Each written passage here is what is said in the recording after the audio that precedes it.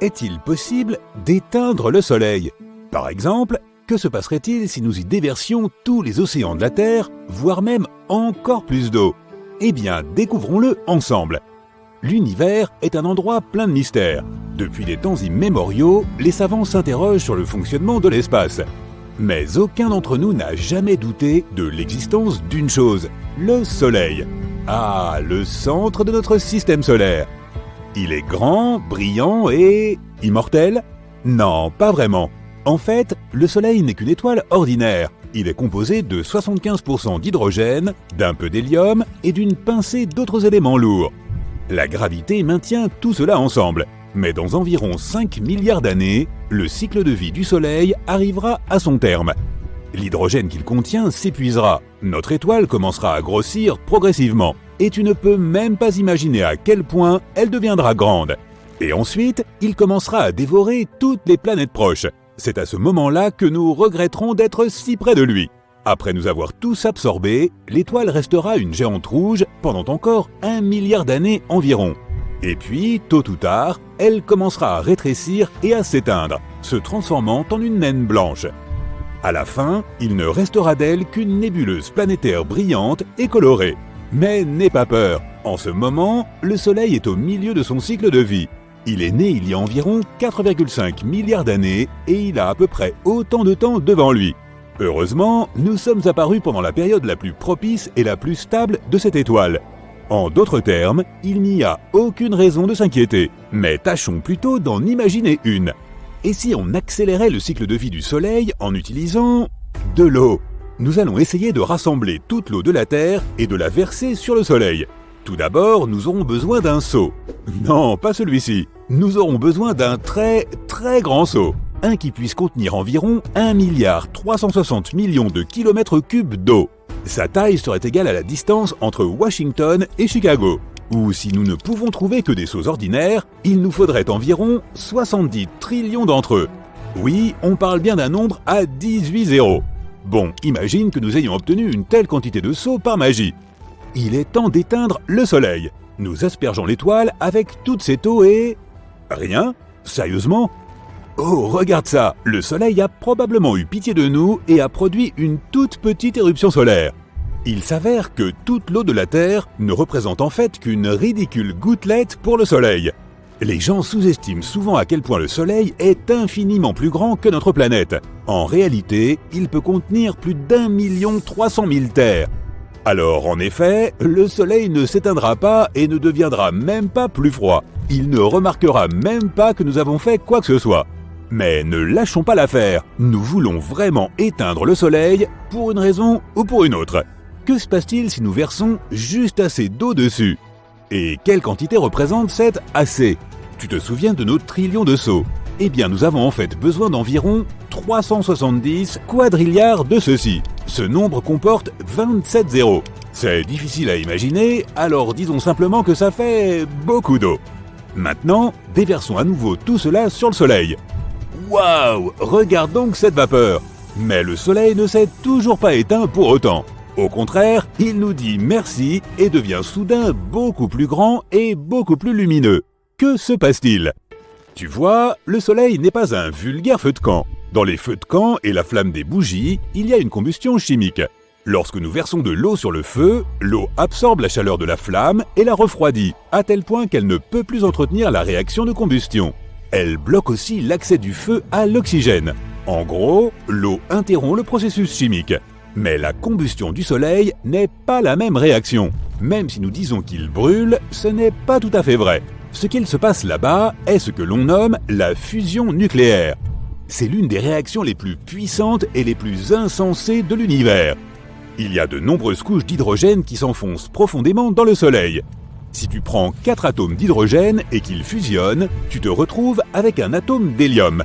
Lorsque nous parlons du Soleil, le processus est un peu plus compliqué. Lorsque l'étoile tente de produire cette fusion, les protons positifs se repoussent les uns les autres. Il faut donc beaucoup de force et d'énergie pour réussir à les presser ensemble. Heureusement, il existe une force magique dans l'espace, et c'est la gravité. Le Soleil occupe 99,8% de toute la masse du système solaire. C'est plutôt lourd, non? Et c'est toute cette masse qui maintient le Soleil ensemble à l'aide d'une incroyable force gravitationnelle. Ainsi, la gravité prend des billiards et des billiards de ces petits atomes d'hydrogène et les agrège ensemble à chaque seconde de chaque jour qui passe. Et lorsqu'ils entrent en collision, ils libèrent de l'énergie.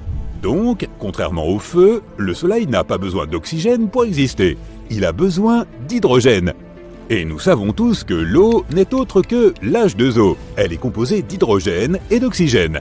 C'est donc littéralement du carburant pour le Soleil. C'est comme essayer d'éteindre un feu avec de l'essence.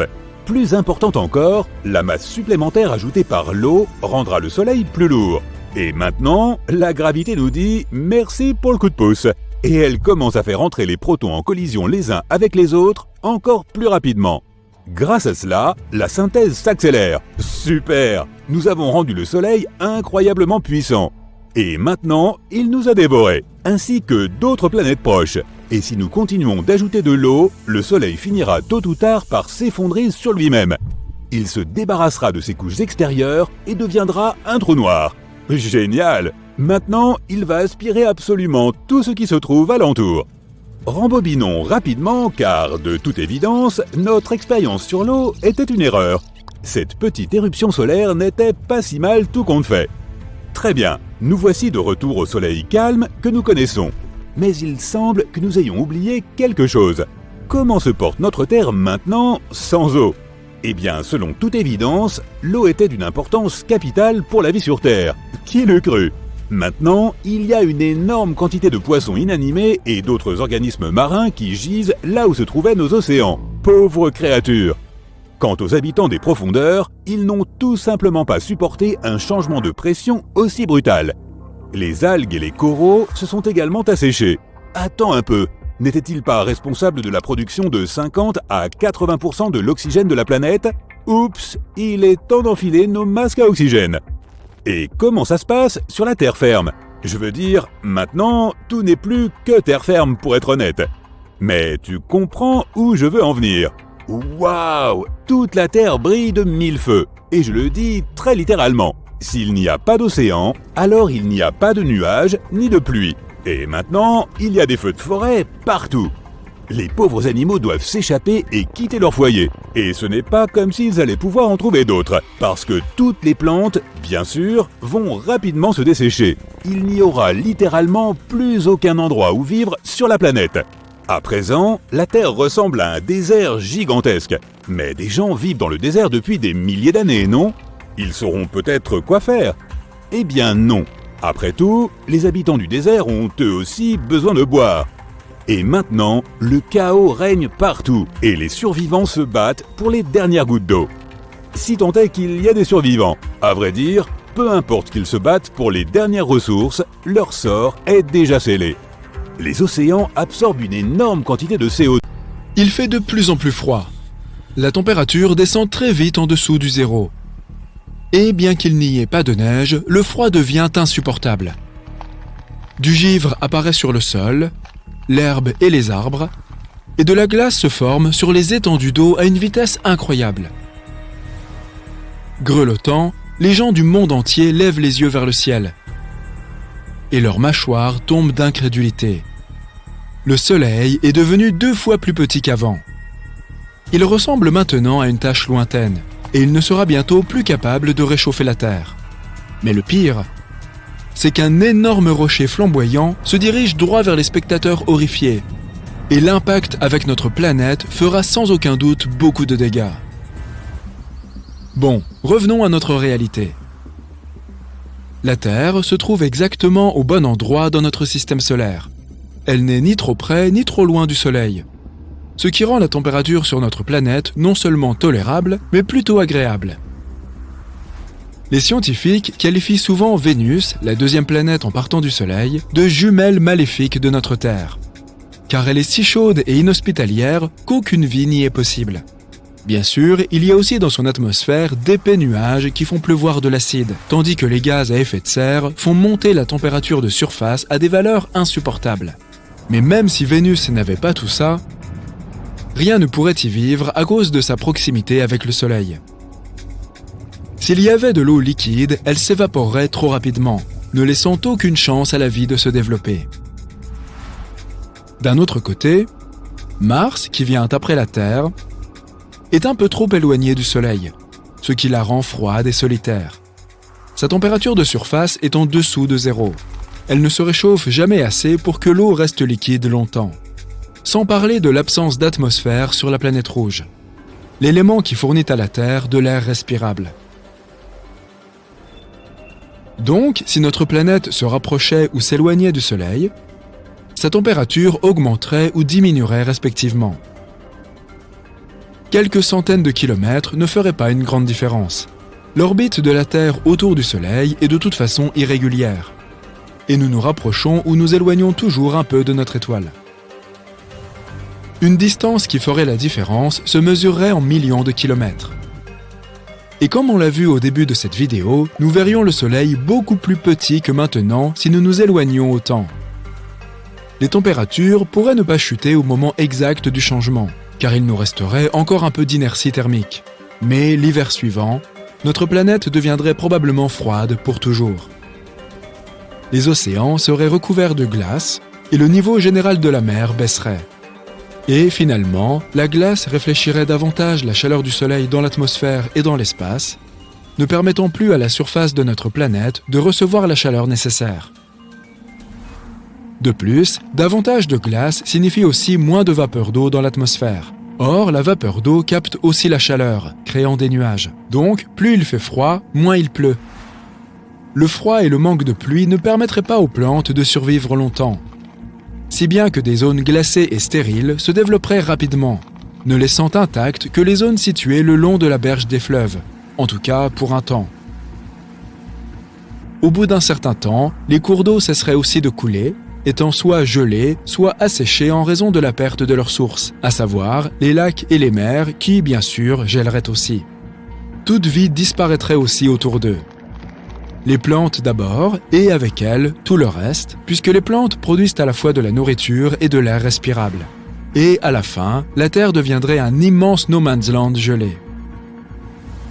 Quant au rocher géant flamboyant dont nous avons parlé, il s'agit d'un astéroïde venu de l'espace à cause du déplacement de l'orbite de notre planète. Jupiter, la plus grande planète de notre système solaire, agit comme un bouclier naturel pour nous contre les roches spatiales. Elle a une masse colossale et la plupart des astéroïdes lancés depuis l'espace sont piégés par sa gravité et tombent à sa surface. Il n'y a pas de vie possible sur Jupiter et sa surface est gazeuse, donc les astéroïdes ont tendance à y disparaître sans laisser de traces. Malgré tout, certains parviennent à dépasser Jupiter et c'est alors que Mars entre en jeu. Elle contribue aussi à notre défense en maintenant en place la ceinture d'astéroïdes entre elle et Jupiter. La masse combinée des deux planètes crée un champ gravitationnel qui ne permet pas aux astéroïdes de la ceinture de voler dans des directions aléatoires, frappant tout sur leur passage. S'il n'y avait pas Mars entre nous et la ceinture, nous serions presque davantage habitués aux pluies de météores qu'à la pluie que nous connaissons. Mettons que la Terre ait remplacé Mars sur son orbite et que nous soyons maintenant quelques centaines de millions de kilomètres plus loin du Soleil. La masse de la Terre est plus ou moins similaire à celle de Mars. Donc, la ceinture d'astéroïdes est toujours à sa place. Mais les températures vont quand même baisser et la vie va bientôt s'éteindre. Mais si Mars restait là où elle est, et que la Terre se déplaçait simplement, ce serait un désastre. Il n'y a aucune chance pour que les planètes tournent autour du Soleil à la même vitesse, car leur masse n'est pas égale. À un moment donné, elles entreraient en collision les unes avec les autres. En tenant compte de leur vitesse, elles se fissureraient et se briseraient toutes les deux, créant peut-être une autre ceinture d'astéroïdes dans notre système solaire. Nous n'aurions pas plus d'espoir si la Terre se rapprochait du Soleil. Outre le fait que l'étoile ressemblerait davantage à une boule de feu géante et impitoyable dans le ciel, sa chaleur ferait fondre les glaciers de notre planète, faisant monter brusquement le niveau des mers. L'eau inonderait de grandes parties des continents et une surface croissante de la planète serait recouverte d'eau, ce qui signifie une plus grande absorption de chaleur. Cela entraînerait une nouvelle hausse de la température.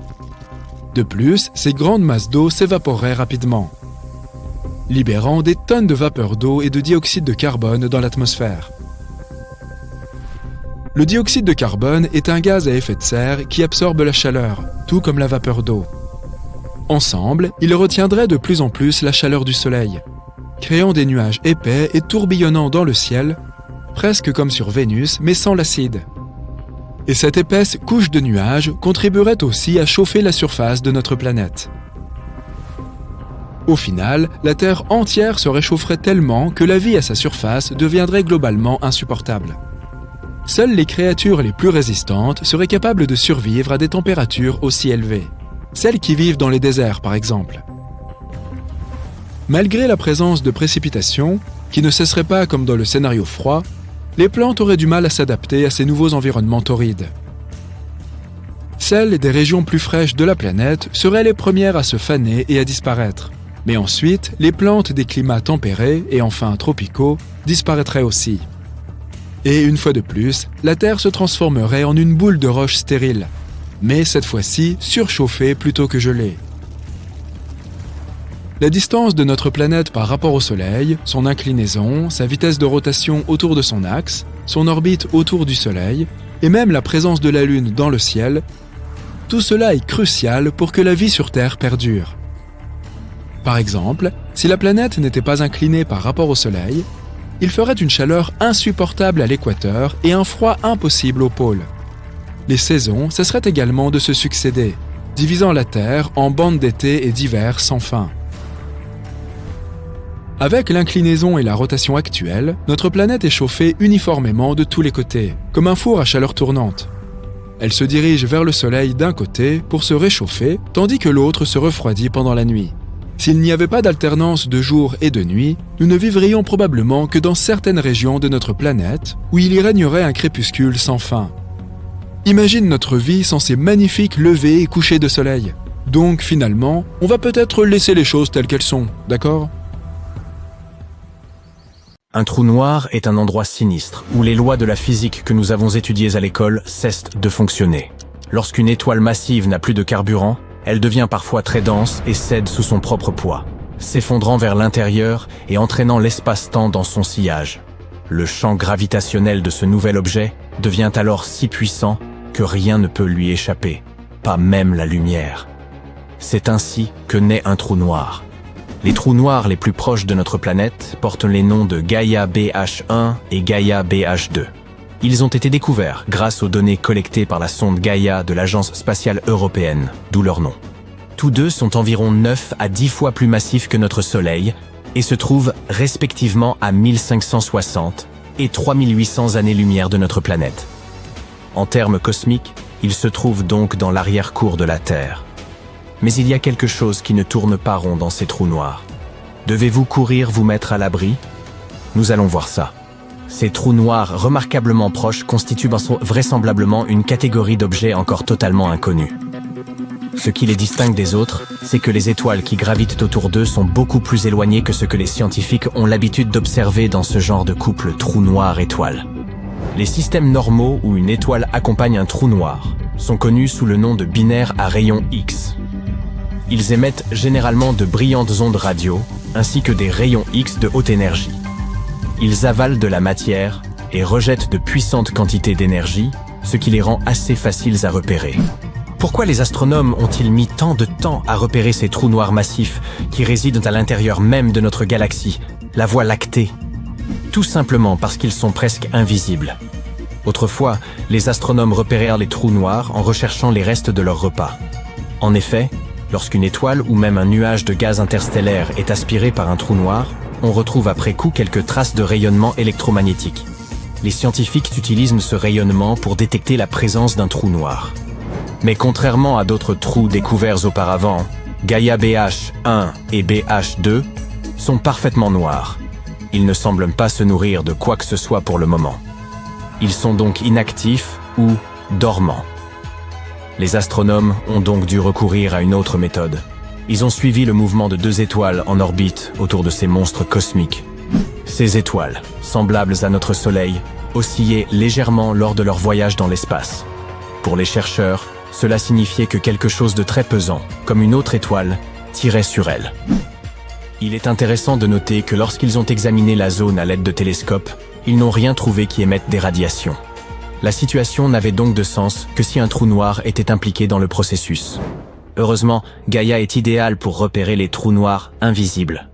Grâce à son équipement de pointe, la sonde peut mesurer avec précision le mouvement et la position de milliards d'étoiles. Aucun autre instrument n'est capable d'une telle précision. Les observations de Gaïa ont été confirmées par les données reçues ultérieurement par d'autres observatoires. Par exemple, l'observatoire de rayons X Chandra de la NASA, ainsi que le radiotélescope sud-africain MERCAT, n'ont révélé aucune lumière visible en provenance de Gaïa BH2. Même s'ils n'ont rien détecté, ces informations sont précieuses. Les astronomes en ont appris beaucoup sur l'environnement du trou noir. De nombreuses particules provenant de son étoile compagne lui parviennent sous la forme d'un vent stellaire. Mais les chercheurs n'ont pas détecté de lumière radio. Cela signifie que ce trou noir n'a pas beaucoup d'appétit et que, par conséquent, peu de particules traversent son horizon des événements, ou point de non-retour. Malheureusement, on ne sait toujours pas pourquoi. Quoi qu'il en soit, devrions-nous nous inquiéter de ces mystérieux trous noirs qui se cachent dans l'obscurité de l'espace, si près de notre planète? J'ai une bonne nouvelle. Il n'y a absolument aucune raison de se faire du souci. Tout d'abord, ces trous noirs sont actuellement endormis, et ils ne semblent pas prêts de se réveiller. Deuxièmement, ils sont encore trop éloignés pour affecter notre vie. Et ce n'est pas comme si les trous noirs savaient voyager. Sais-tu pourquoi l'océan est salé? On n'en connaissait pas la raison jusqu'en 1979. La planète entière est recouverte par les océans et on n'avait aucune idée de l'origine de tout ce sel. On a d'abord pensé que les rivières en étaient la cause, car elles peuvent transporter des dépôts et des produits chimiques vers les étendues d'eau plus calmes. Ce n'est qu'à la fin des années 1970, lorsque les scientifiques sont tombés sur ce qu'on appelle les fumeurs noirs, qu'ils ont compris qu'ils étaient la cause de l'eau salée. Il s'agit de cheminées hydrothermales situées le long de la dorsale médio-océanique, qui ont été créées par des sédiments de sulfure de fer provenant des profondeurs du noyau terrestre. Les dinosaures ont disparu il y a longtemps. Mais la façon dont cela s'est produit a fait l'objet d'un débat houleux au sein de la communauté scientifique pendant très longtemps. Jusqu'en 1991 précisément, l'année où le cratère Chicxulub a été découvert. C'est un grand trou situé sous la péninsule du Yucatan au Mexique. Beaucoup affirment qu'il s'est formé lorsqu'un astéroïde géant s'est écrasé sur la Terre. Le matériau le plus ancien jamais trouvé sur notre planète s'avère être plus ancien que tout notre système solaire. La météorite Murchison a atterri en Australie en septembre 1969. Mais nous n'avons fait cette découverte stupéfiante qu'après qu'une nouvelle analyse de ces débris ait été faite en 2020 seulement. Sais-tu qu'il existe un gratte-ciel en corail caché sous l'océan et que nous n'avions aucune idée de son existence jusqu'à très récemment? En 2020, une équipe de scientifiques australiens est tombée dessus en cartographiant le nord de la Grande Barrière de Corail. Il mesure 500 mètres de haut, soit davantage que l'Empire State Building. Mais il n'y a pas d'ascenseur. Sais-tu comment les montagnes sont apparues? On ne l'a pas su avant 1966, et cela concerne aussi les tremblements de terre et les volcans. On a donc envoyé des hommes dans l'espace avant même de comprendre comment et pourquoi la Terre sous nos pieds se met à trembler de temps en temps. Ce n'est qu'en 1966 qu'un scientifique nommé John Tuzo Wilson a publié un article dans la revue Nature, dans lequel il a expliqué que les continents et les océans se déplaçaient constamment. Il a également écrit sur l'activité tectonique, c'est-à-dire des phénomènes comme les tremblements de terre et la façon dont les montagnes s'élèvent à la surface de la Terre. Jusqu'en 2021, on n'avait pas encore cartographié une séquence complète du génome humain. Le concept de l'ADN a été présenté pour la première fois par un scientifique suisse en 1869. Mais les spécialistes ont continué d'ignorer la structure physique de l'ADN jusqu'à ce que Rosalind Franklin et Raymond Gosling l'aient photographié et aient découvert qu'il ressemblait à une double spirale. Tu t'es déjà demandé quel était le plus grand organisme vivant au monde ? Pendant longtemps, les scientifiques se sont aussi posé la question, mais ils ne sont tombés dessus qu'en l'an 2000. Il s'agit d'un champignon qui vit à 1 mètre sous terre, mais qui, selon les estimations, s'étend sur 9 km².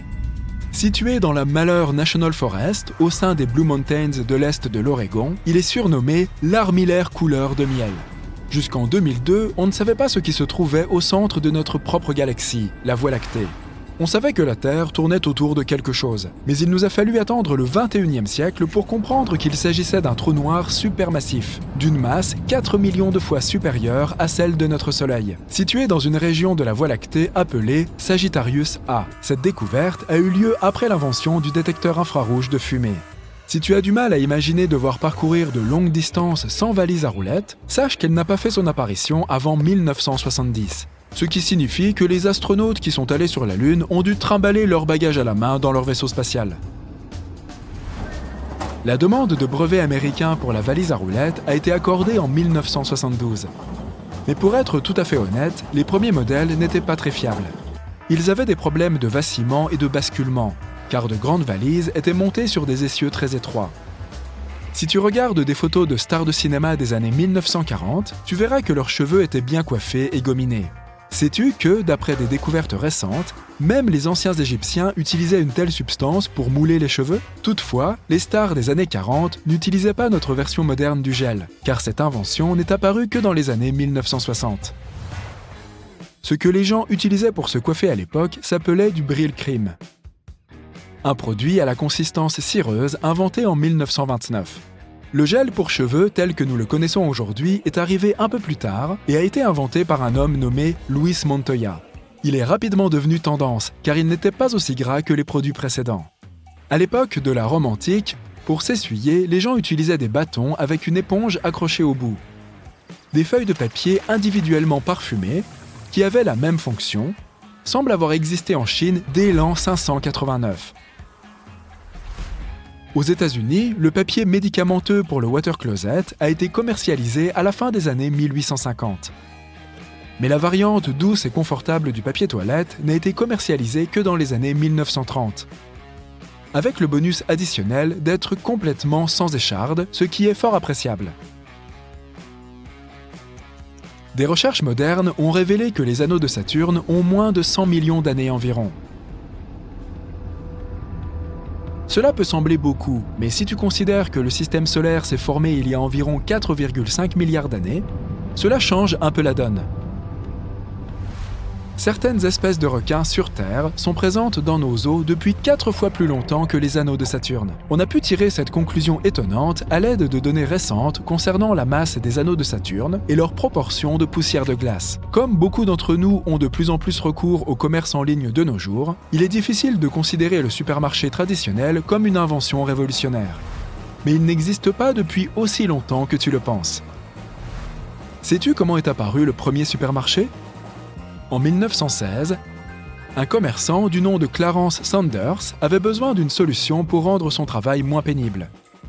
Car, à l'époque, il devait choisir lui-même tous les produits dans les allées et les livrer aux clients.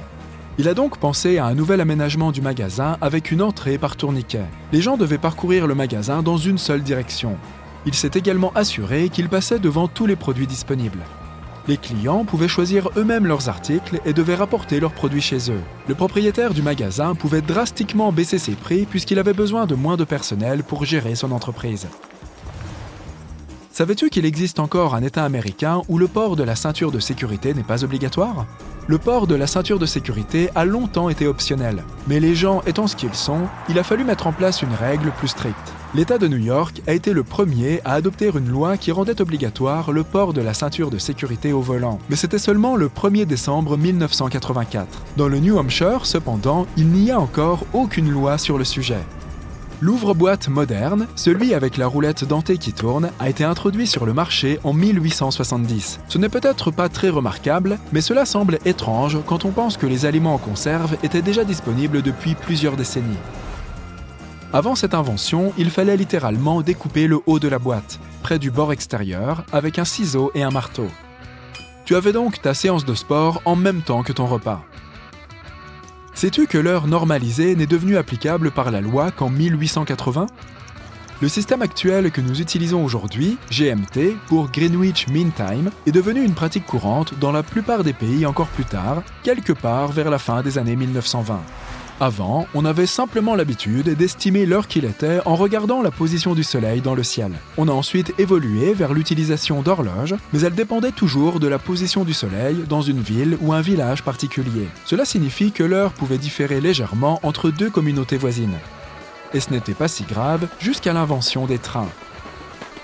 Comme on a commencé à voyager plus vite et sur de plus longues distances, il fallait trouver un moyen de savoir quand un train partirait et atteindrait une certaine destination, ce qui aurait été utile à tous les voyageurs dans divers endroits. Nous sommes en train de voyager à 1000 années-lumière de notre planète, vers un système inconnu. Ici, il y a 2 étoiles brillantes en orbite l'une près de l'autre. Mais il y a aussi une chose petite, mais vraiment énorme également, un trou noir. Ces objets sont mystérieux et dangereux. Ils sont capables d'avaler notre monde entier en 1 seconde sans même s'en apercevoir.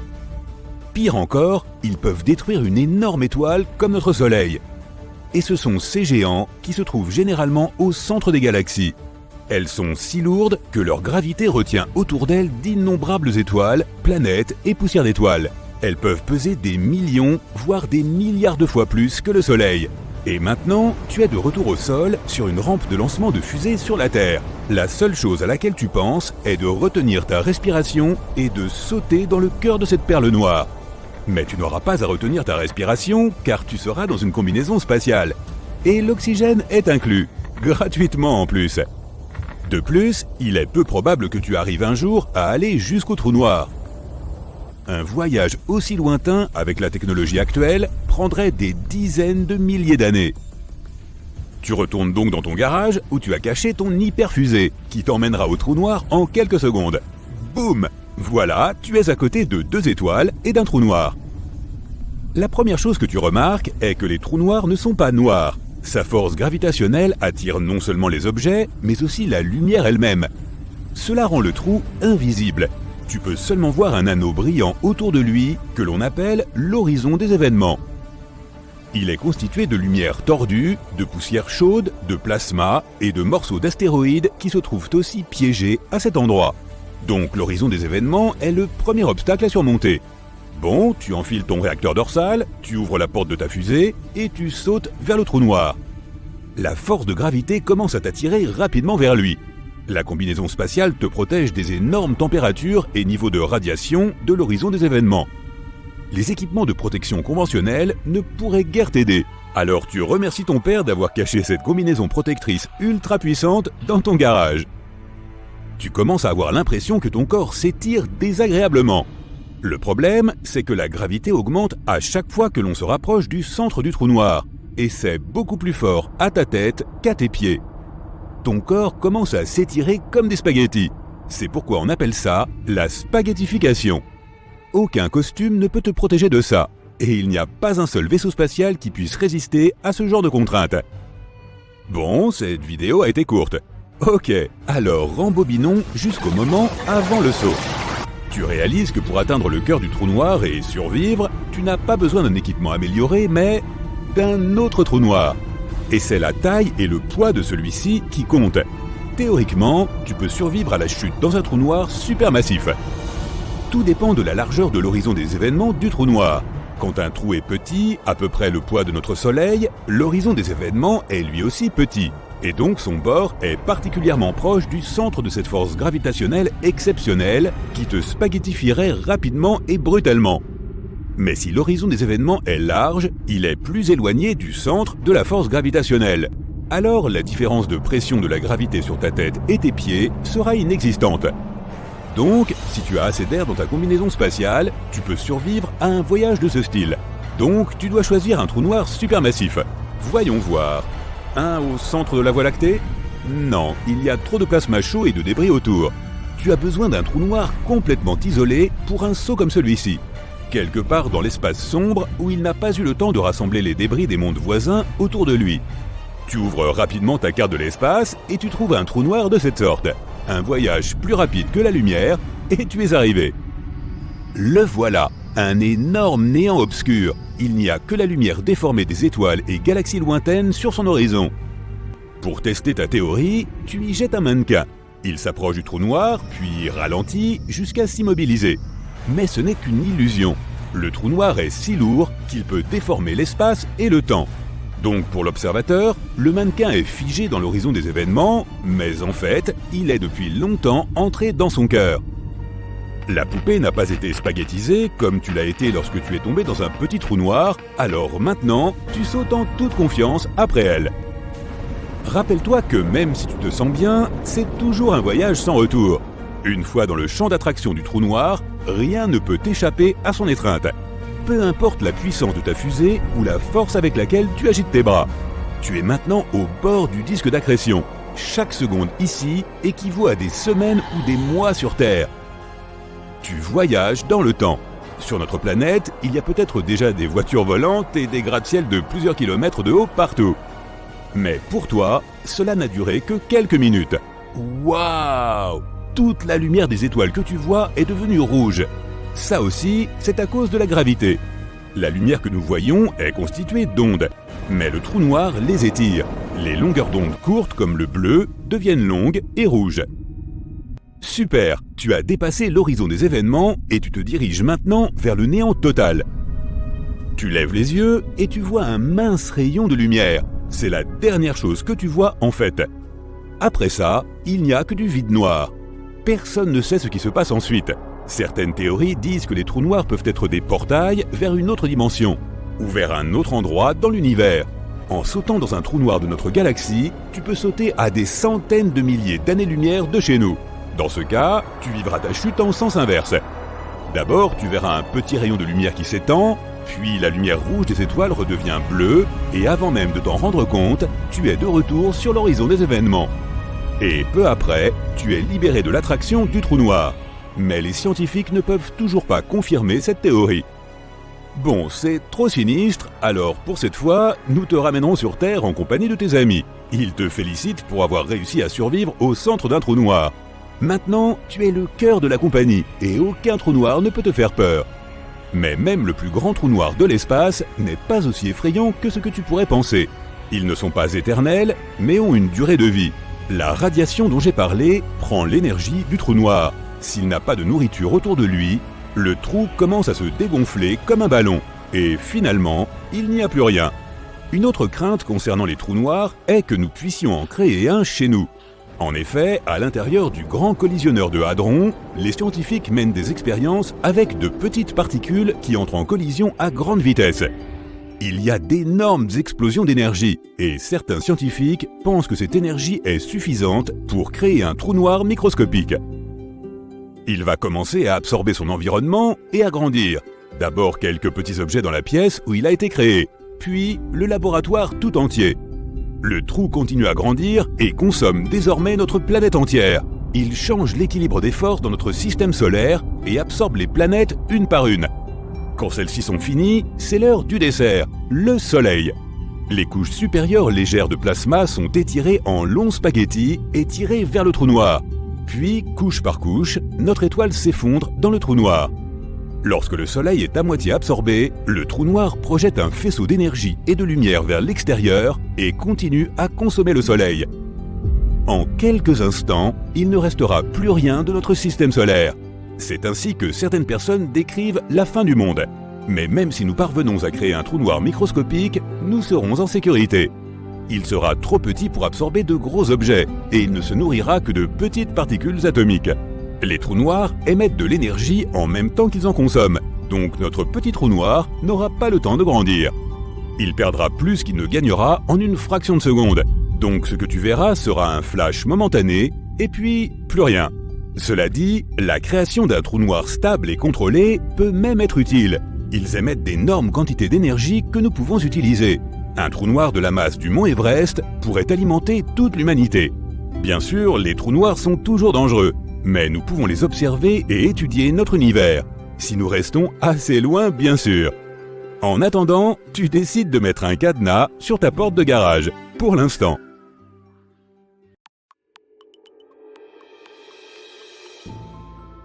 Tu connais la phrase de Stephen Hawking ? La meilleure preuve que nous ayons que les voyages dans le temps ne sont pas possibles et ne le seront jamais, c'est que nous n'avons jamais été envahis par des hordes de touristes venus du futur.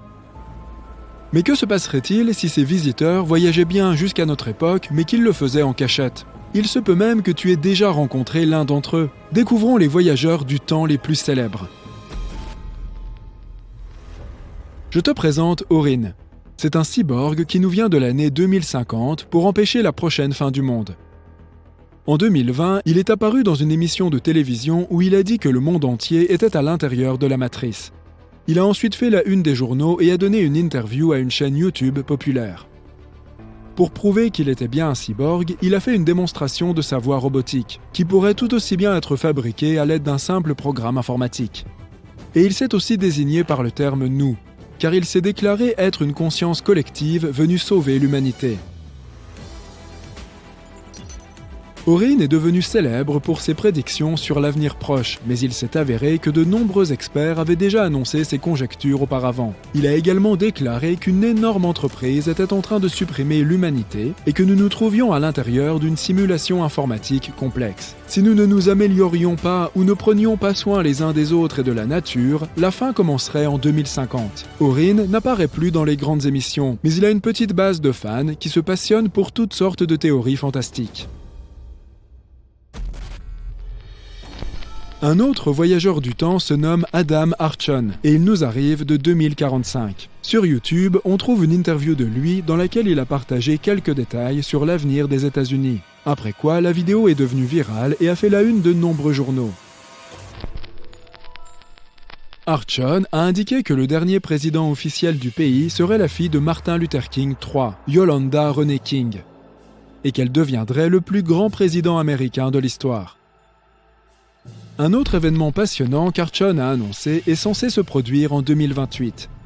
Il a affirmé que les gens découvriraient l'existence de civilisations extraterrestres.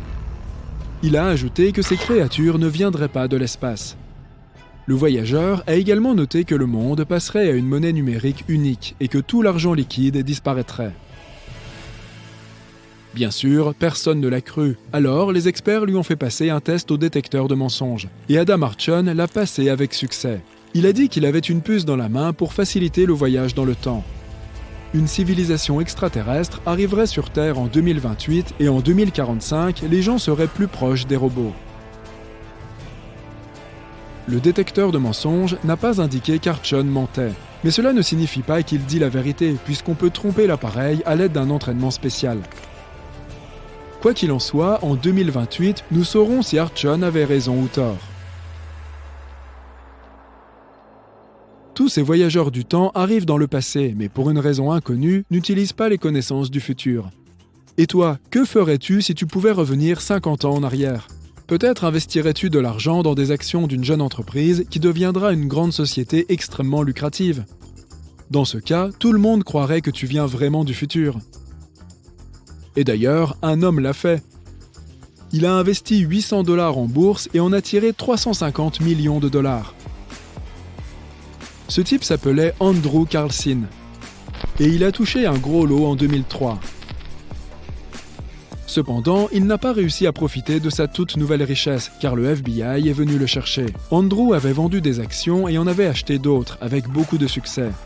En quelques mois, il était ainsi devenu millionnaire. Mais la commission des valeurs mobilières ne pouvait pas croire à de telles coïncidences et elle a donc appelé le FBI. Pendant l'interrogatoire, tout le monde était persuadé qu'Andrew commencerait à se justifier et à dire qu'il avait eu de la chance. Mais au lieu de cela, il a répondu calmement qu'il venait de l'année 2256 avec l'aide d'une machine à voyager dans le temps. Bien sûr, personne ne l'a pris au sérieux. Mais lorsque le FBI a commencé à chercher des informations sur cet homme, il n'a rien trouvé. Andrew Carlson n'avait aucun papier. Il ne figurait dans aucune base de données. Il était sorti de nulle part et avait commencé à gagner beaucoup d'argent. Il a été interrogé pendant environ 4 heures et il s'est comporté plutôt calmement. Il semblait dire la vérité. Cependant, il ne leur a pas révélé où se trouvait la machine à voyager dans le temps. Lorsque la presse a découvert cet homme, il est immédiatement devenu une célébrité. Des sites d'information très connus ont commencé à écrire sur cet homme. Des articles sont parus au Japon, en Australie, en Allemagne, au Royaume-Uni et dans d'autres pays.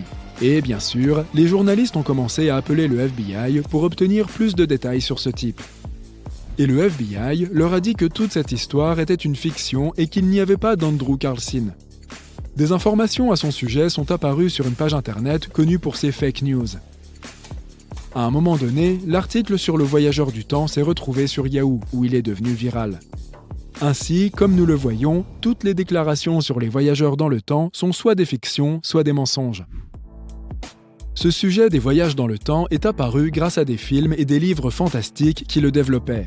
La culture populaire a beaucoup influencé ce concept et a créé plusieurs théories affirmant que le voyage dans le temps était réel. Et certaines personnes y croient vraiment, en particulier celles qui ne sont pas du tout scientifiques. Mais justement, qu'en pensent les pros? De tels voyages sont-ils vraiment impossibles? Essayons de le découvrir.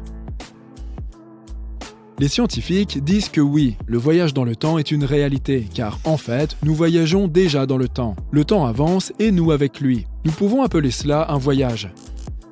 Mais si nous devons nous rendre dans le futur ou retourner dans le passé, tout devient beaucoup plus compliqué.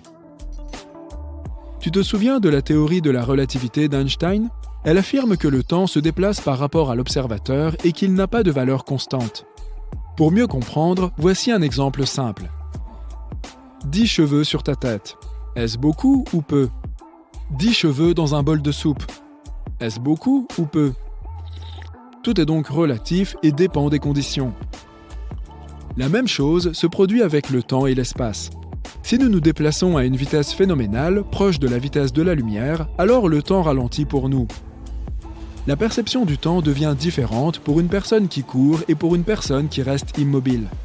Si nous nous trouvons à proximité d'un objet lourd, disons 1000 fois plus lourd que le Soleil, le temps à côté de cet objet ralentit également grâce à sa forte gravité. En ce sens, le voyage dans le temps est possible si tu es une personne âgée et que tu rencontres ton ami aussi jeune qu'il y a 50 ans. Pourquoi es-tu si jeune? Oh, j'ai juste volé dans l'espace à une vitesse phénoménale pendant tout ce temps, c'est tout. Mais cela ne veut pas dire que cet ami est resté assis dans son vaisseau durant 50 ans et qu'il n'a pas vieilli. Non, le temps était différent pour lui. Pour toi, sur Terre, 10 ans représentent une longue période. Mais pour lui, ces 10 ans ont passé comme une demi-heure. La gravité et la vitesse courbent le temps. C'est pourquoi l'astronaute Scott Kelly, qui a passé 1 an et demi en orbite, est devenu 5 millisecondes plus jeune que son frère jumeau après être revenu sur Terre. Tout ce temps, Scott l'a passé à l'intérieur du vaisseau volant en orbite à grande vitesse et il était aussi plus éloigné du centre gravitationnel de la planète. Le temps a donc été plus lent pour lui de 5 millisecondes que pour son frère. Objectivement, le temps s'écoule toujours à la même vitesse, mais sa vitesse change à l'intérieur des perceptions des différents observateurs dans des conditions différentes. C'est même l'objet de la théorie de la relativité. Mais qu'en est-il du saut dans le futur ou le passé, comme dans les films? Les trous de verre t'aideront à le faire. Il s'agit de quelque chose comme des tunnels qui traversent l'espace et le temps et qui peuvent relier différents segments de temps à différents endroits de l'univers. Ils sont comme des codes de triche qui peuvent briser les lois de l'univers.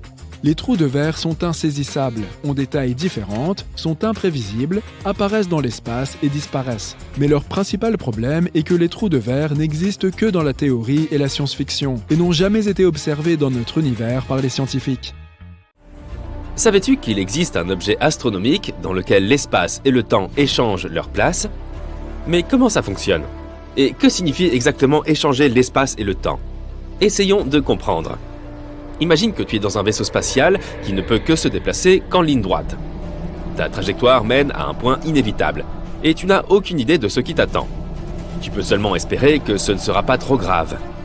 Pendant ce temps, tout ce qui t'entoure n'est que pure folie. Un assemblage chaotique d'événements historiques. Qu'est-ce que tu vois? D'anciens humains et dinosaures? La naissance de l'univers? Le futur? Qui sait? C'est à ça que ressemblerait l'univers si on échangeait le temps et l'espace. Et, en théorie, c'est ce que tu verrais si tu tombais dans un trou noir et que tu parvenais à survivre. Mais comment une telle chose est-elle possible? Tout d'abord, parlons du temps et de l'espace. Imagine que tu dessines une ampoule électrique sur une feuille de papier. Puis tu prends une autre feuille et tu dessines la façon dont elle s'est allumée. Pour l'instant, ce n'est qu'un petit cercle de lumière. Une autre feuille, le cercle de lumière s'agrandit. Il devient de plus en plus grand jusqu'à ce que, finalement, il se transforme en un énorme cercle. Dans la réalité, l'ampoule s'allume en un clin d'œil. Parce que la vitesse de la lumière est plus rapide que l'univers. Mais ici, sur nos dessins, on a capturé la propagation de la lumière image par image. On voit comment au fil du temps, la lumière est passée d'un petit point à un grand cercle. Mais si tu empiles ces cercles, ça ne te rappelle pas une certaine forme? Par exemple, un cône? Exactement. On appelle ça un cône de lumière. Et le temps est l'axe central de ce cône. Pourquoi? Parce que la lumière se transforme d'un petit point en un grand cercle au fil du temps. Pour s'en souvenir, dessinons un vecteur temps, une flèche à l'intérieur du cône. Elle va du passé vers le futur. Pendant ce temps, les cercles représentent l'espace. Dans l'espace, on peut se déplacer comme on veut, dans n'importe quelle direction, vers le haut ou vers le bas, en zigzag et ainsi de suite. Mais peu importe les zigzags qu'on dessine, on avance toujours le long de la ligne de temps. On ne peut pas revenir en arrière et on ne peut pas arrêter le temps. Cela nous aide à définir le temps et l'espace. Le temps est la direction dans laquelle le cône de lumière est orienté. C'est la direction où tous nos chemins mènent et où se trouve inévitablement notre avenir. Et l'espace est toute la variété de directions perpendiculaires à la ligne de temps. Ce graphique est très simple. S'il pouvait être appliqué à l'univers entier, alors le temps s'écoulerait de la même façon partout. Cependant, si tu as vu au moins quelques films de science-fiction populaires, tu sais que ce n'est pas le cas. En réalité, le temps peut s'emballer. Par exemple, si tu te détends près d'un trou noir, ce qui ne sera que 2 heures pour toi peut s'avérer être 20 ans pour ton ami resté sur Terre. Mais pourquoi? Prends une grande respiration. Maintenant, la gravité entre en jeu. Tu t'es dit sans doute que c'est simplement cette force qui nous aide à tenir sur le sol. Mais c'est beaucoup plus complexe que ça. La gravité est l'une des forces physiques de base de notre monde. Et elle est incroyablement puissante. Elle est même tellement puissante qu'elle peut déformer l'espace et le temps. Elle peut littéralement influencer la vitesse du temps comme un sorcier tout-puissant. Comment? Pour le comprendre, prenons quelque chose de légèrement plus gros qu'une ampoule. Par exemple, une supernova. Quelque part dans l'univers, une étoile vient d'exploser. Comment le sait-on? Rien dans l'univers, aucun son, aucune onde radio, rien ne voyage plus vite que la lumière. Donc on ne prend conscience de la naissance d'une supernova que lorsqu'on la voit.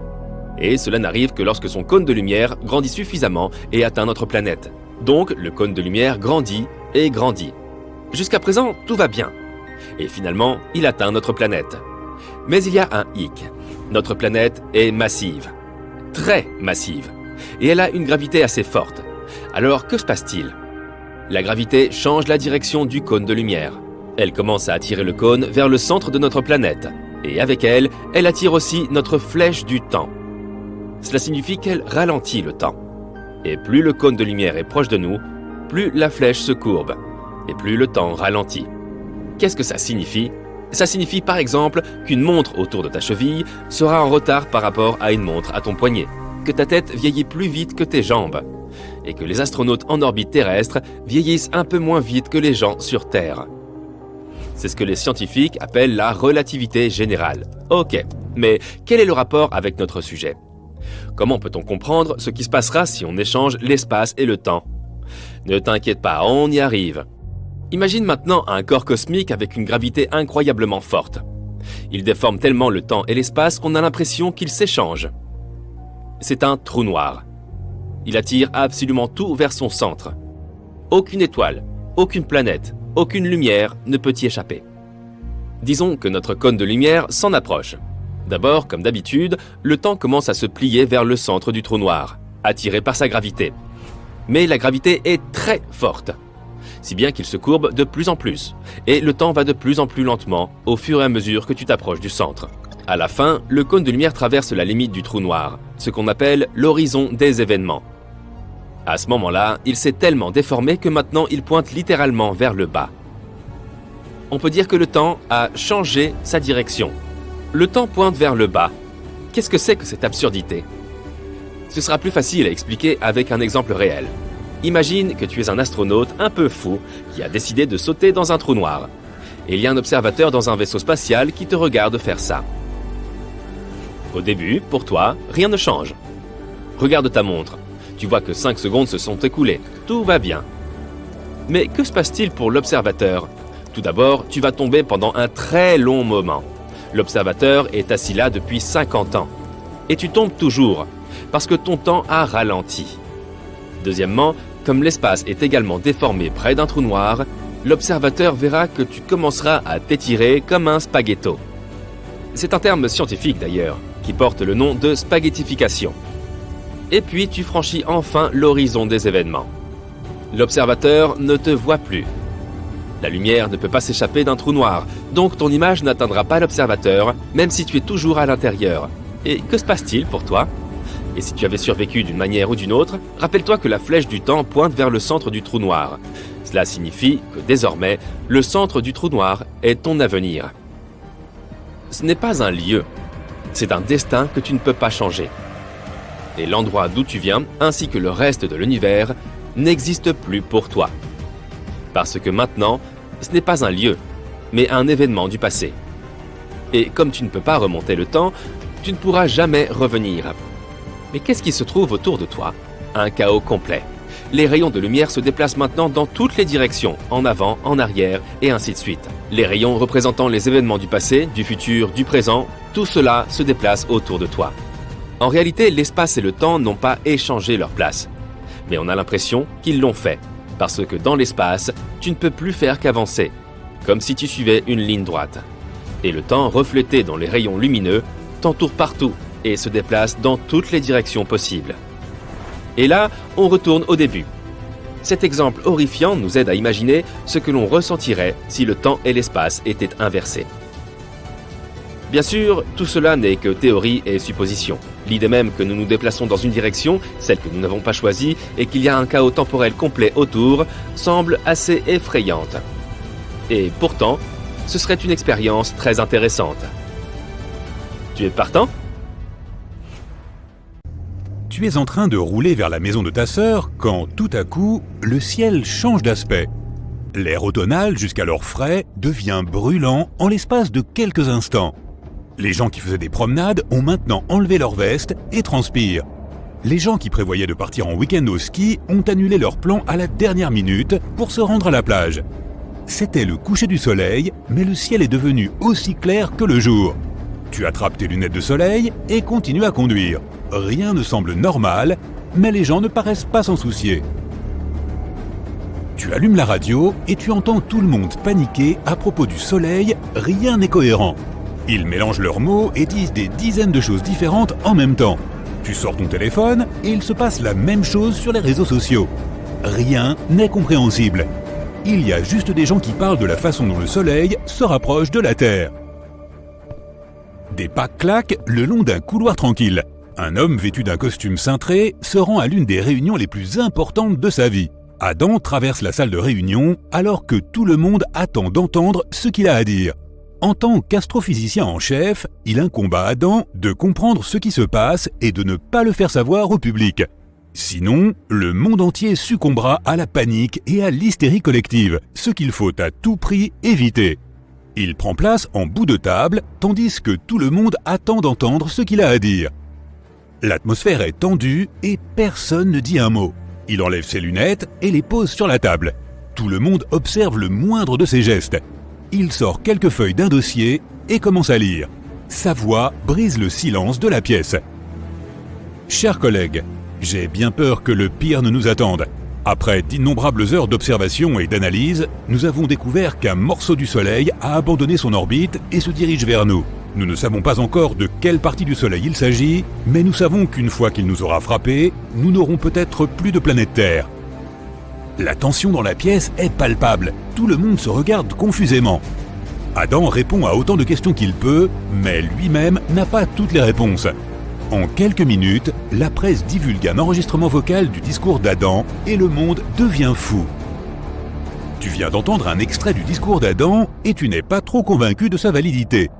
Même si le ciel s'éclaircit de seconde en seconde, il n'y a encore aucune raison de paniquer. Tu continues à conduire et soudain, tu ressens une vibration intense. Ta voiture se soulève du sol et les vitres se brisent. Tu t'éloignes et tu te mets à l'abri. Tu as vu un objet ressemblant à une comète s'écraser au milieu de nulle part, à des kilomètres de là. D'autres de ces objets semblent se diriger vers le sol. Tu démarres ta voiture et tu repars en essayant de trouver un endroit où te cacher. Les cendres commencent à couvrir le ciel, ce qui le rend encore plus chaud qu'il ne l'est déjà. La Terre est brûlante, tandis que le trafic s'accumule à cause des gens qui veulent s'échapper, mais qui n'ont pas de véritable endroit où se réfugier.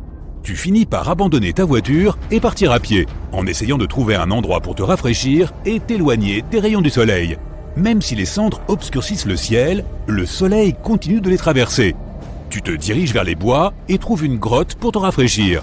Il fait encore chaud, mais au moins tu peux te calmer et réfléchir à la suite. Tu sors ton téléphone et essaies de voir s'il y a des nouvelles de ce qui se passe. Mais rien ne semble être mis à jour.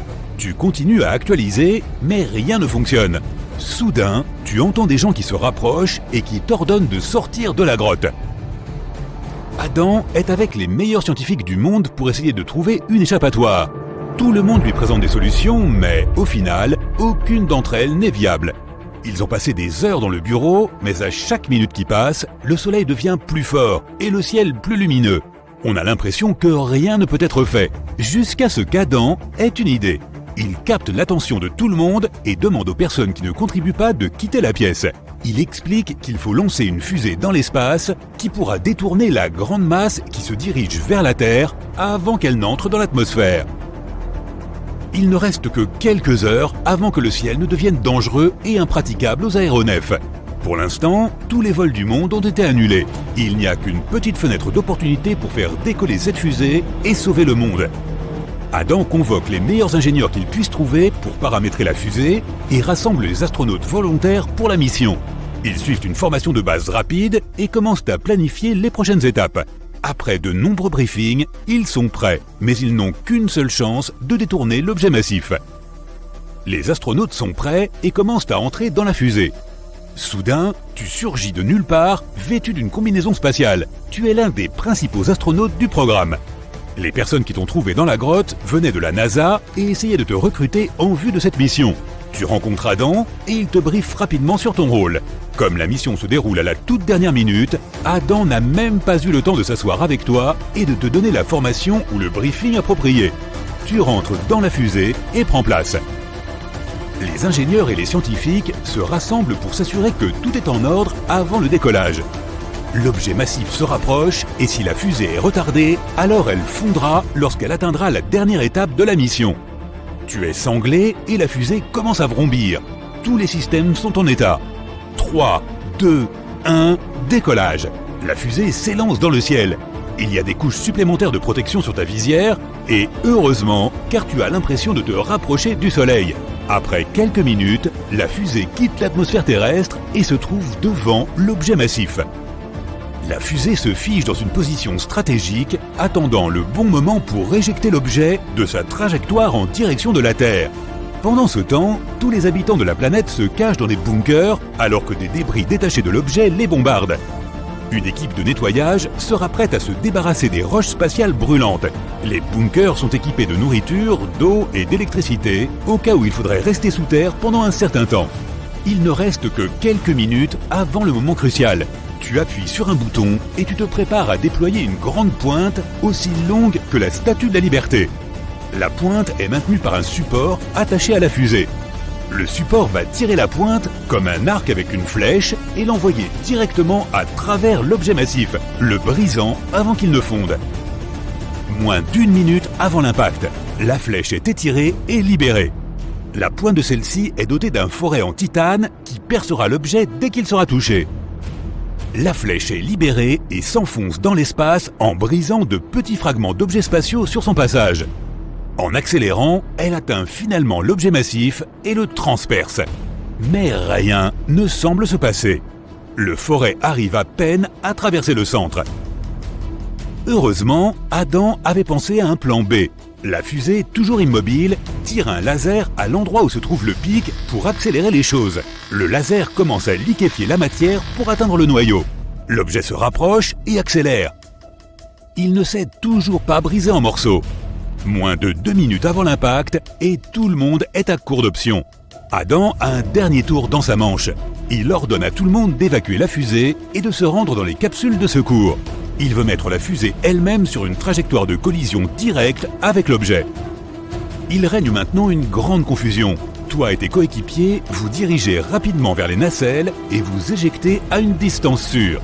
Ces nacelles ne flotteront pas aléatoirement dans l'espace, car elles ont de l'air pressurisé qui leur permet de se déplacer dans la direction souhaitée par le pilote. Tout le monde sort de la fusée pendant qu'elle fonce à toute vitesse sur l'objet.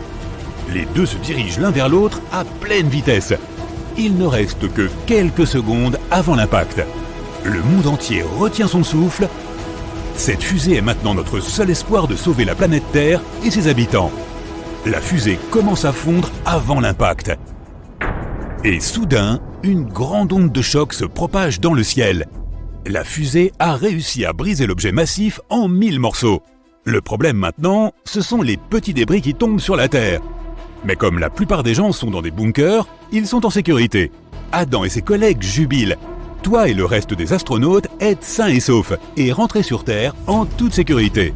La prochaine phase pour tout le monde sur Terre est de reconstruire tout ce qui a été détruit. Les gens devront tout recommencer à zéro, mais ce n'est que le début d'un nouveau chapitre de la vie. Est-il possible d'éteindre le Soleil ? Par exemple, que se passerait-il si nous y déversions tous les océans de la Terre, voire même encore plus d'eau ? Eh bien, découvrons-le ensemble. L'univers est un endroit plein de mystères. Depuis des temps immémoriaux, les savants s'interrogent sur le fonctionnement de l'espace. Mais aucun d'entre nous n'a jamais douté de l'existence d'une chose, le Soleil.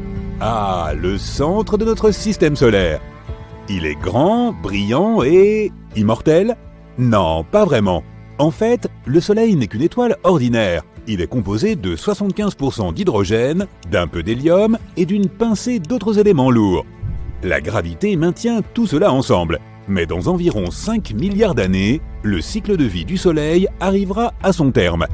L'hydrogène qu'il contient s'épuisera. Notre étoile commencera à grossir progressivement. Et tu ne peux même pas imaginer à quel point elle deviendra grande. Et ensuite, il commencera à dévorer toutes les planètes proches. C'est à ce moment-là que nous regretterons d'être si près de lui. Après nous avoir tous absorbés, l'étoile restera une géante rouge pendant encore 1 milliard d'années environ. Et puis, tôt ou tard, elle commencera à rétrécir et à s'éteindre, se transformant en une naine blanche. À la fin, il ne restera d'elle qu'une nébuleuse planétaire brillante et colorée. Mais n'aie pas peur, en ce moment, le Soleil est au milieu de son cycle de vie.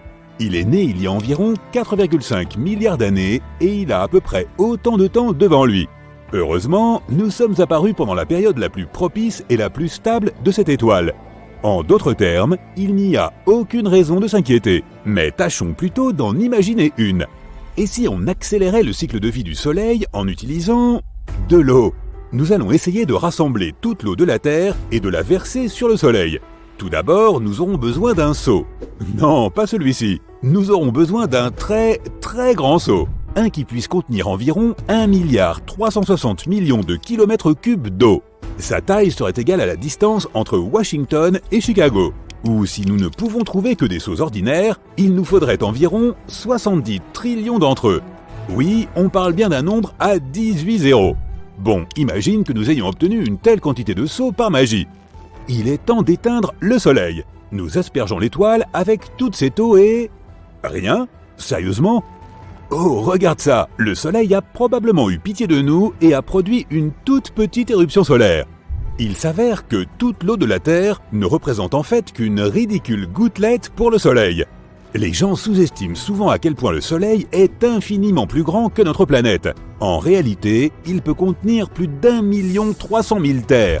Alors en effet, le Soleil ne s'éteindra pas et ne deviendra même pas plus froid. Il ne remarquera même pas que nous avons fait quoi que ce soit. Mais ne lâchons pas l'affaire, nous voulons vraiment éteindre le Soleil pour une raison ou pour une autre. Que se passe-t-il si nous versons juste assez d'eau dessus ? Et quelle quantité représente cette assez ? Tu te souviens de nos trillions de seaux ?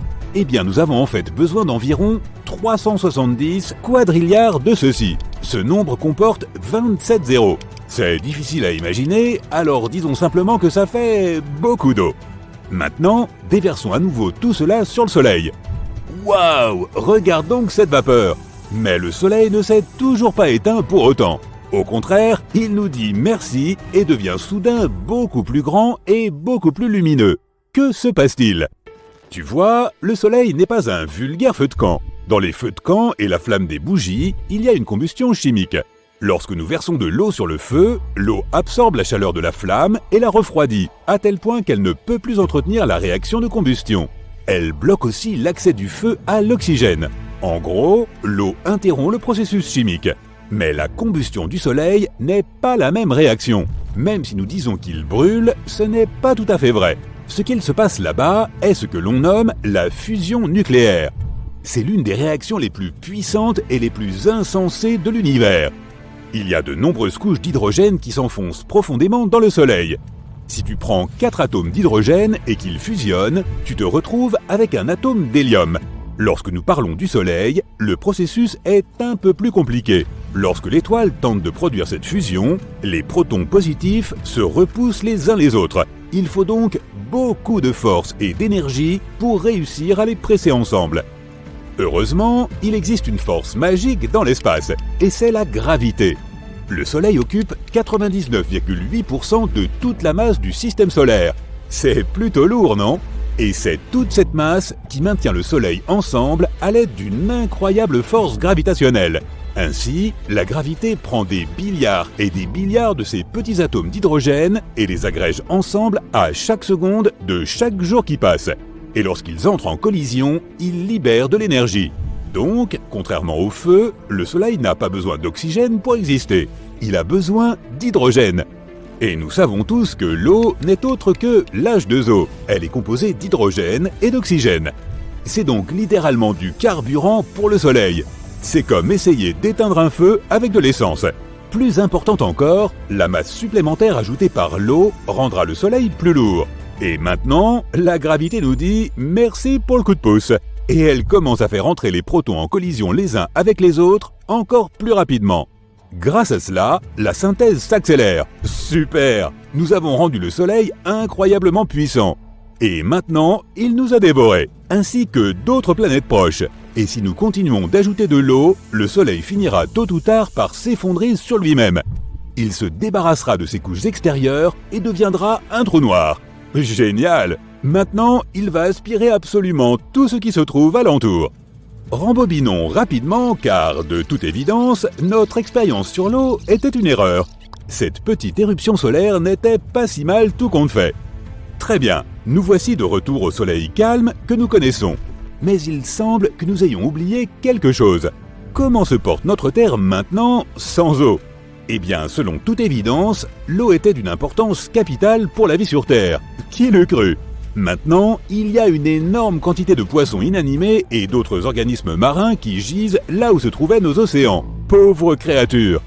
Quant aux habitants des profondeurs, ils n'ont tout simplement pas supporté un changement de pression aussi brutal. Les algues et les coraux se sont également asséchés. Attends un peu, n'était-il pas responsable de la production de 50 à 80% de l'oxygène de la planète ? Oups, il est temps d'enfiler nos masques à oxygène. Et comment ça se passe sur la terre ferme ? Je veux dire, maintenant, tout n'est plus que terre ferme pour être honnête. Mais tu comprends où je veux en venir. Waouh ! Toute la Terre brille de mille feux. Et je le dis très littéralement. S'il n'y a pas d'océan, alors il n'y a pas de nuages ni de pluie. Et maintenant, il y a des feux de forêt partout. Les pauvres animaux doivent s'échapper et quitter leur foyer. Et ce n'est pas comme s'ils allaient pouvoir en trouver d'autres, parce que toutes les plantes, bien sûr, vont rapidement se dessécher. Il n'y aura littéralement plus aucun endroit où vivre sur la planète. À présent, la Terre ressemble à un désert gigantesque. Mais des gens vivent dans le désert depuis des milliers d'années, non ? Ils sauront peut-être quoi faire. Eh bien non. Après tout, les habitants du désert ont eux aussi besoin de boire. Et maintenant, le chaos règne partout et les survivants se battent pour les dernières gouttes d'eau. Si tant est qu'il y a des survivants, à vrai dire, peu importe qu'ils se battent pour les dernières ressources, leur sort est déjà scellé. Les océans absorbent une énorme quantité de CO2. Est-il possible pour une planète d'avoir non pas un, non pas deux, mais plusieurs soleils ? Imaginons ce qui arriverait si le Soleil décidait soudainement de se diviser en une multitude de petites étoiles. Tandis qu'ils cherchaient des planètes semblables à la Terre dans tout l'univers, les scientifiques ont découvert que les systèmes à 2 ou même 3 étoiles ne sont pas si rares que ça. Beaucoup de ces systèmes ont même des planètes dans leur zone habitable, et près de la moitié de ces planètes pourraient abriter la vie. Comme j'ai hâte de leur demander à quoi ressemble leur coucher de soleil. Les scientifiques suggèrent même que notre Soleil n'a pas toujours été solitaire. Il est possible qu'il ait été accompagné d'une autre étoile, appelée Némésis. Ils ont remarqué que les extinctions massives sur Terre se produisaient tous les 27 millions d'années, comme si c'était cyclique. Ils se sont donc tournés vers les étoiles pour essayer de comprendre ce qui pourrait en être la raison. Et ils ont émis l'hypothèse qu'une seconde étoile avait quitté notre Soleil il y a bien longtemps, mais qu'elle nous affecte toujours. Némésis pourrait être situé à environ 1,5 année-lumière de nous. Cela peut sembler peu, mais cela représente en fait près de 9000 milliards de kilomètres. Le voyage en voiture va être amusant, et durer 50 millions d'années. Quoi qu'il en soit, chaque fois que Némésis passe dans son orbite, elle peut avoir un effet sur le nuage de Oort. Le nuage de Oort est une zone située autour de notre système solaire et dans laquelle se forment les comètes. Son existence n'a pas encore été prouvée, mais les scientifiques en sont plutôt certains. Les comètes se forment donc à l'intérieur de ce nuage et se dirigent ensuite vers notre système solaire. Même si elle est très éloignée, la deuxième étoile de notre système pourrait avoir une grande influence sur lui. Mais qu'en est-il des systèmes à 4 étoiles ou même plus? Est-ce même possible? Eh bien en fait, oui. Mais plus tu ajoutes de corps célestes au système, plus cela devient difficile.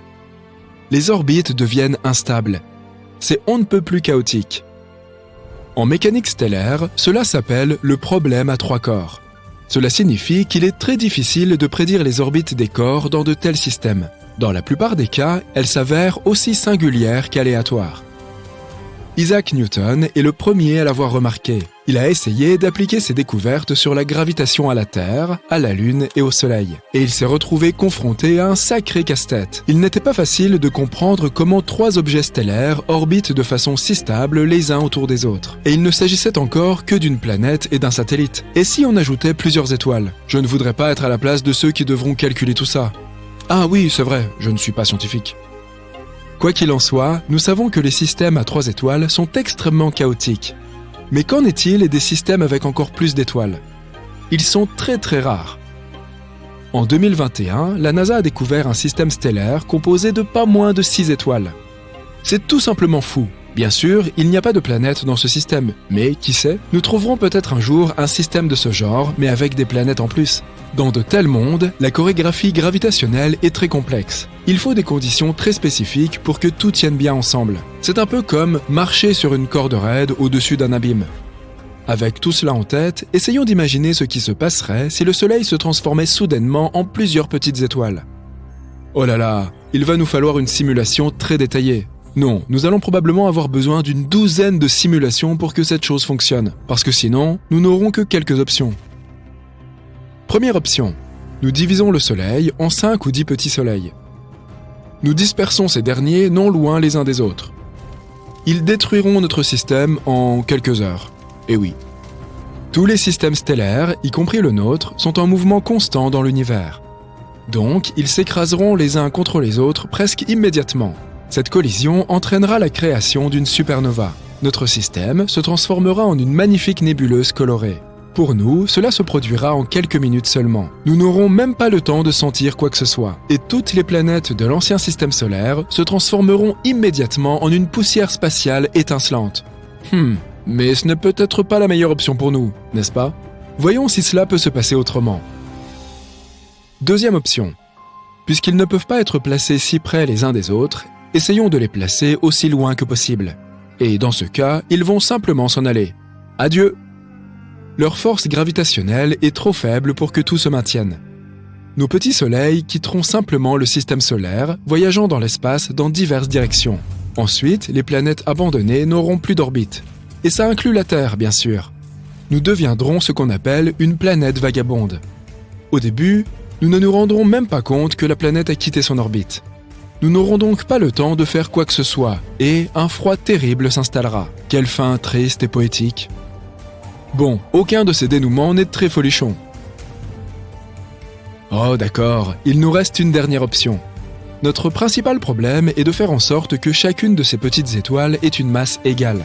Mais jette un coup d'œil à tous ces systèmes multi-étoiles que nous avons déjà découverts. Tu verras qu'aucun d'entre eux ne ressemble à un groupe harmonieux de boules lumineuses. Au lieu de cela, on y trouve quelques grandes étoiles, et le reste, les petites, sont en orbite autour d'elles. Alors, que penserais-tu de 2 grandes étoiles avec 2 plus petites? À quoi ressemblera la Terre alors? Eh bien, son orbite deviendra terriblement instable. Nous nous agiterons d'avant en arrière, et ce n'est pas vraiment recommandé, pour être tout à fait franc. Nous savons à quoi cela peut mener, car, et c'est tout simplement fou, cela nous est déjà arrivé une fois. Oui, il y a environ 70 000 ans, une étoile solitaire a visité notre système solaire. C'était une naine rouge appelée Scholz. Une naine rouge est une étoile très petite et très froide. Si tu considères que 7760 degrés est froid, bien sûr. Mais on estime qu'il s'agit du type d'étoile le plus faible et le plus froid. Elle ne devait donc probablement pas avoir l'air ni si grande ni si brillante dans notre ciel. À cette époque, nos ancêtres Homo sapiens vivaient déjà leur vie. Est-ce que tu t'imagines leur surprise? Ils ont vu une autre étoile débouler dans le ciel vers le soleil. Je me demande bien à quoi cela pouvait ressembler. Et puis, Scholz a contourné le soleil et a continué son voyage dans l'espace. Tu ne t'attendais pas à ce que je fasse le récit d'une catastrophe, n'est-ce pas? Si cela s'était produit, tu ne serais pas devant ton écran à regarder cette vidéo. Mais grâce à cette histoire, nous pouvons nous faire une idée de ce qui arrive à la Terre lors de tels événements stellaires. À cette époque, une énorme activité volcanique s'est déclarée sur notre planète.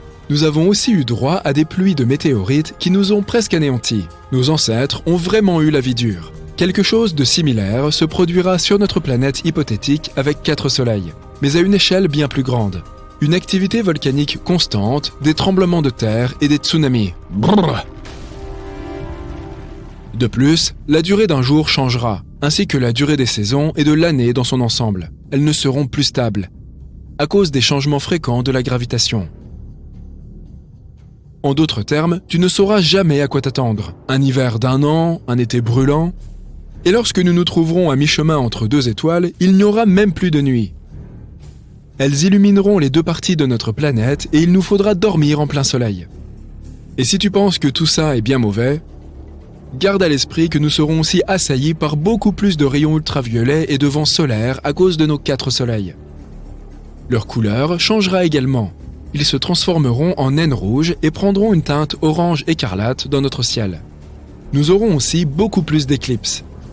Sauf qu'au lieu de la Lune, c'est le Soleil qui sera éclipsé par un autre Soleil. Mais il deviendra probablement juste un peu plus sombre. Pour être honnête, il est peu probable que quelque chose survive sur Terre après tout cela. Je veux dire, c'est possible, mais effectue une centaine de simulations toi-même si tu veux en être sûr. Toutefois, nous pourrions, en théorie, survivre dans un système binaire plus simple. Par exemple, dans un système composé de 2 étoiles proches l'une de l'autre. Il faudrait qu'elles soient toutes 2 fois plus petites que notre Soleil actuel. Ce serait le scénario parfait. Et il est fort possible que ça arrive dans un avenir lointain. La NASA travaille actuellement sur un projet visant à relocaliser nos descendants sur Proxima Centauri b.